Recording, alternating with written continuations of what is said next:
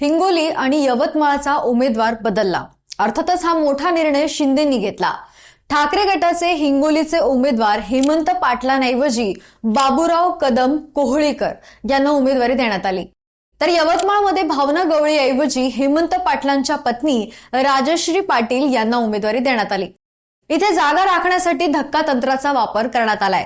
भाजप सोबत वादाचा मुद्दा ठरलेला यवतमाळ, हिंगोली, ठाणे आणि नाशिकच्या जागेपैकी शिंदे गटानं हिंगोली आणि यवतमाळमध्ये विद्यमान खासदारांचा पत्ता कट करून नवीन उमेदवार देत तिढा सोडवला। भाजपनं हेमंत गोडसेंच्या उमेदवारीवर हरकत घेतल्यामुळेच नाशिकच्या जागेचा तिढा गुंतागुंतीचा झाला। यावर आधी मी एक व्हिडिओ बनवलाय, हा व्हिडिओ नक्की बघा।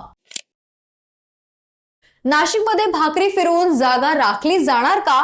नाशिकच्या पॅटर्न प्रमाणे हिंगोली आणि यवतमाळमध्येही हा पॅटर्न राबवला जाणार का?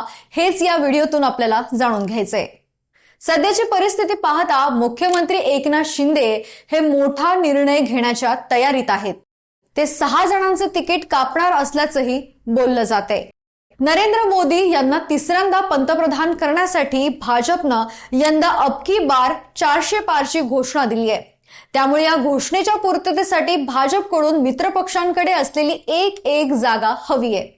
त्यामुळे पक्ष तुमचा, उमेदवार आमचा असं म्हणत राज्यात शिंदे गट आणि राष्ट्रवादी अजित पवार गटाचा उमेदवार कोण असावा हे देखील भाजपचे नेते ठरवतात।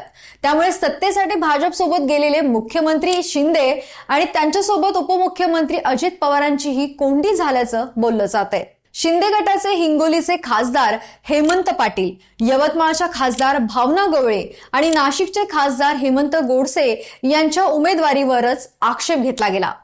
त्यांना उमेदवारी दिल्यास जागा गमावण्याचा धोका असल्याचा अहवाल भाजपनं दिल्लीपर्यंत पोहोचवलाय। भाजपच्या खेळीमुळे एकतर उमेदवार बदला किंवा जागा सोडा असं स्पष्ट म्हटलं जाते। त्यात नाशिकच्या जागेवर भाजपनं आकस्मिकपणे राष्ट्रवादीचे नेते छगन भुजबळ यांचं नाव पुढे केलंय।